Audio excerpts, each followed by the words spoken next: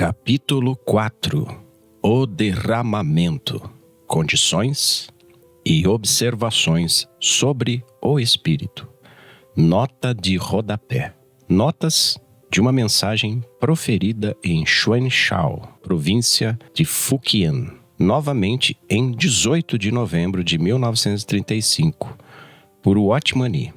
Como dissemos anteriormente, para receber o derramamento do Espírito Santo, certas condições precisam ser cumpridas.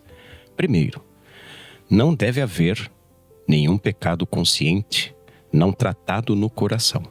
Segundo, deve haver fome no espírito humano, porque derramarei água sobre o sedento e rios sobre a terra seca.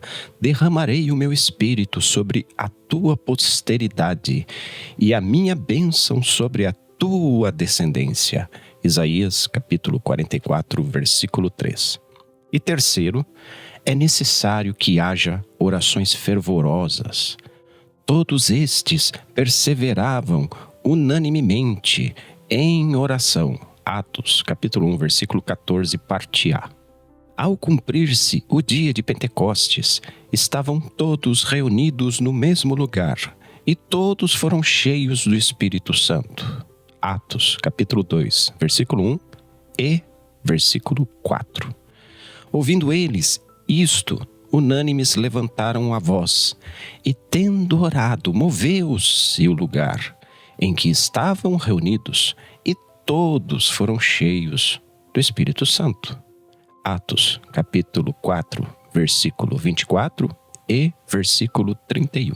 Os apóstolos, pois, estavam em Jerusalém ouvindo que Samaria recebera a palavra de Deus. Enviaram para lá Pedro e João, os quais, tendo descido, oraram por eles para que recebessem o Espírito Santo, porque sobre nenhum deles tinha ainda descido, mas somente eram batizados em nome do Senhor Jesus. Então lhes impuseram as mãos e receberam o Espírito Santo. Atos, capítulo 8, versículos de 14 ao 17. Questões importantes para receber o derramamento. Ao receber o derramamento do Espírito Santo, a pessoa é levada a ter contato com as coisas no reino espiritual. Antigamente, as coisas no reino espiritual eram um tanto vagas e abstratas para ela. Agora, porém, com o derramamento do Espírito Santo, ela começa a ser aberta para o reino espiritual e, consequentemente, passa a contatar coisas nesse reino. Alguns podem ter fé, mas não estão dispostos a abrir a porta. A resistência deles os impede de tocar nas coisas do mundo espiritual. Buscar o derramamento do Espírito Santo é como abrir uma porta em uma parede. Após essa abertura, que não havia nessa parede, haverá agora um contato constante com as coisas dentro da esfera espiritual que está além dessa parede.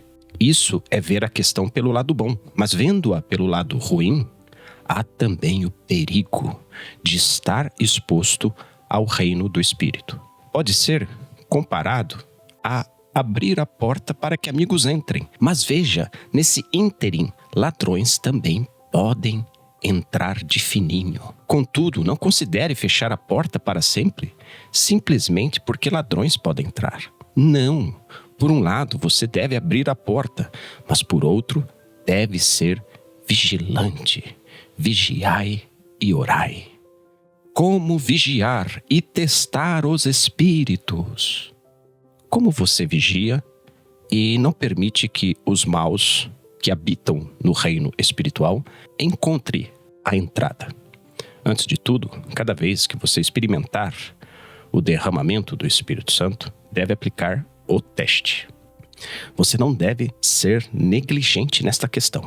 Em 1 Coríntios, capítulo 12, versículo 3, e 1 João, capítulo 4, versículo 3, nós temos o modelo de teste mencionado. Esta é a sua segurança. Você deve desafiar a pessoa que está sobre um tipo de derramamento, perguntando se Cristo veio em carne, ou perguntando: Jesus é Senhor? Observe se ela recua. Se sim, deve ser um espírito mau. Se ela puder dizer que Jesus é Senhor, então é o Espírito Santo. Você não deve testar isso apenas 9 em cada 10. Você deve testar todas as vezes. Sobre este assunto, creio que cumpri o meu dever. Agora você precisa andar diante de Deus neste caminho reto. De acordo com os princípios de 1 Coríntios 14. A manifestação do derramamento do Espírito Santo é frequentemente excepcional na primeira vez. Parece que Deus está sendo benevolente com você para permitir que você ganhe mais. A primeira experiência pode ser comparada ao atravessar um portão que te leva a uma casa. Depois que o portão foi atravessado, sua vida dentro da casa torna-se calma e também tranquila. Você não tem necessidade de saltar, ou de ser barulhento, ou de berrar, ou de precisar novamente de sensações e experiências estranhas, ou coisa do tipo. De agora em diante, você não segue o princípio, talvez, que estava em Atos 2. Em vez disso, seguirá o princípio estabelecido em 1 Coríntios 14. Talvez em Atos 2 eles tenham gritado, falado alto, se mexido, pareciam até bêbados. Mas, 1 Coríntios 14, nós vemos um padrão.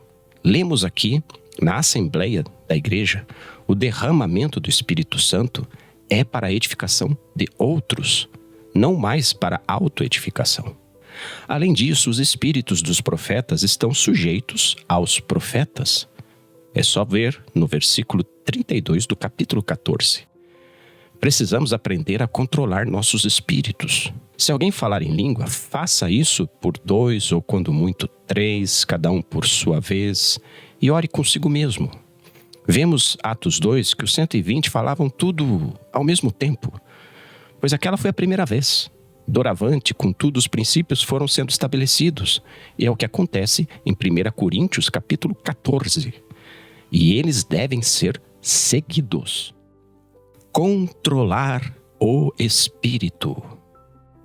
Quem você e eu devemos obedecer é o Espírito Santo, que habita em nós, pois o Espírito que habita em nós é uma pessoa. E visto que ele possui personalidade, devemos nos render a ele. Mas o Espírito que é derramado sobre nós é sem personalidade e, portanto, está sujeito a nós.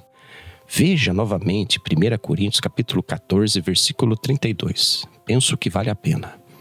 Podemos permitir ou não que ele permaneça. E podemos também controlar a sua medida, visto que não é pessoal. É preciso salientar que o Espírito que cai sobre nós não tem personalidade, sendo em vez disso um tipo de manifestação. Logo, devemos ter o cuidado de manter o controle dessa situação, pois se não formos vigilantes, Satã pode introduzir uma falsificação. De fato, porque alguns cristãos permitiram descuidadamente que o espírito que estava sobre eles assumisse todo o controle, resultaram em fenômenos bastante confusos e perigosos. Estejamos plenamente conscientes de que, embora obedeçamos ao Espírito que habita em nós, nós mesmos governamos o Espírito que cai sobre nós. Vale destacar aqui que o autor colocou Espírito com letra minúscula.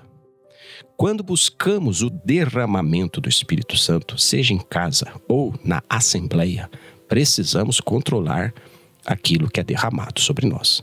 Sim, podemos buscar o derramamento em casa, mas temos que ter controle, seja em casa ou na Assembleia. Exercícios após receber o derramamento. Quanto ao exercício que uma pessoa deve realizar após experimentar o derramamento do Espírito Santo, há 2 facetas a serem consideradas. Nota de rodapé. Deve-se observar que, Para aqueles que não experimentaram a vida vencedora, este derramamento do Espírito Santo terá muito pouco efeito em seu caminhar. Ele se dissipará após apenas alguns dias. Tal situação pode ser comparada a um pneu que vaza ar, tornando a bicicleta, em algum tempo, imóvel. Essa é a condição daqueles que não têm a experiência da vida vitoriosa, mas que recebem o derramamento do Espírito Santo pela primeira vez, a despeito de não terem a vida vitoriosa.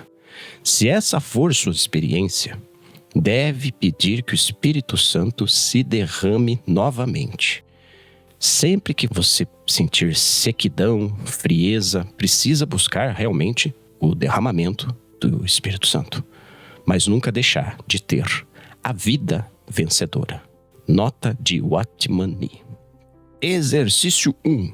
O uso imediato do poder. A primeira faceta a considerar é que o melhor para você é usar este poder imediatamente, ajudando os cristãos e os pecadores. Antigamente, você não tinha poder para pregar o evangelho ou edificar os crentes. Hoje, porém, você deve usar esse poder recém-recebido no derramamento para pregar o evangelho e edificar os santos. Se você não usar esse poder, será como o servo mau que enterrou seu talento na terra.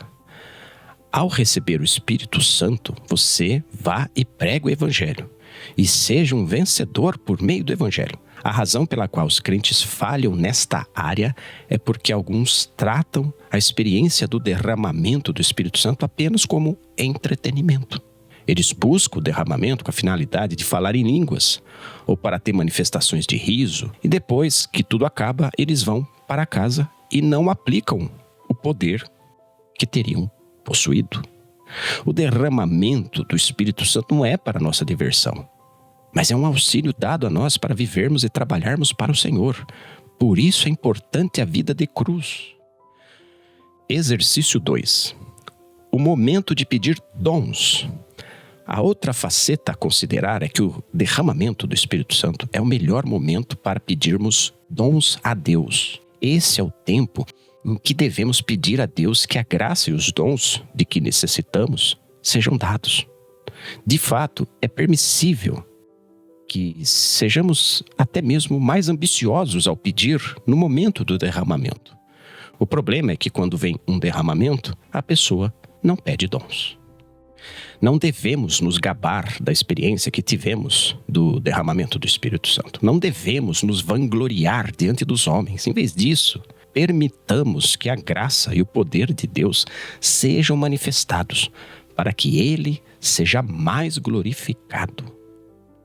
Dando testemunho após receber o derramamento.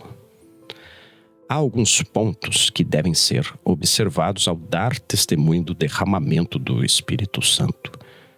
Primeiramente, quando alguém lhe perguntar sobre sua experiência, você não deve revelar os detalhes minuciosos dela.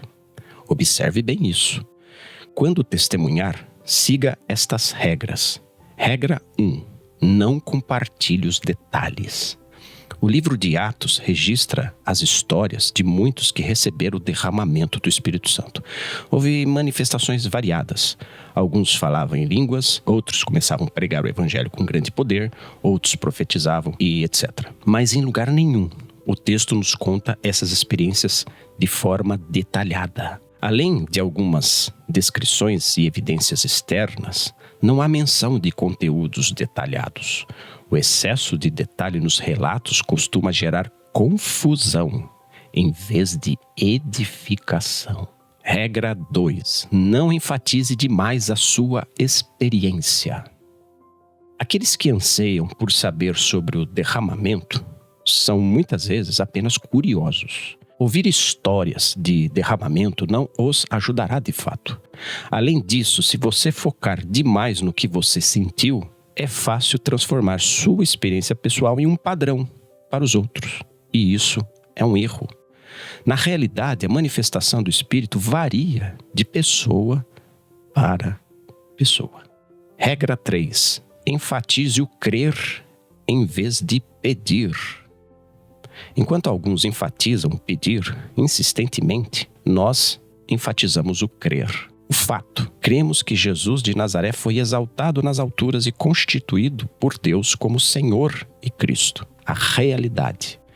Ele já está sentado no trono, glorificado, e derramou o Espírito Santo. Conclusão: cremos nessa realidade e aceitamos que a glorificação e a ascensão de Jesus seja um fato. O derramamento é a evidência da glorificação de Jesus e não a confirmação de que nossa oração persistente foi finalmente respondida. O derramamento do Espírito está expressamente ligado à exaltação do Senhor Jesus e não às nossas orações e boas obras. Consequentemente, devemos exaltar o Senhor e não a nós mesmos.